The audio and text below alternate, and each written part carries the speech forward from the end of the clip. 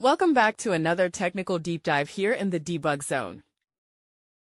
Today, we're tackling a big question and breaking it down with insights from other users.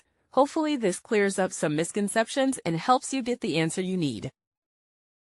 So buckle up, stay a little curious, and let's jump right in.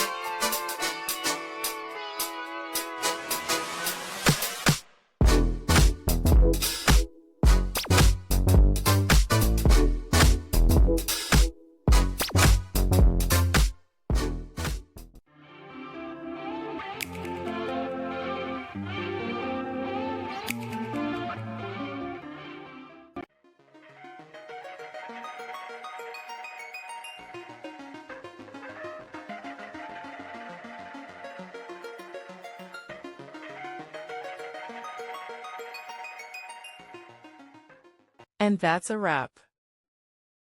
I hope you found the answer you were looking for. If you did, take a second to hit that subscribe button. It really helps out.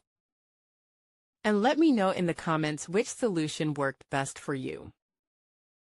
See you next time in the debug zone.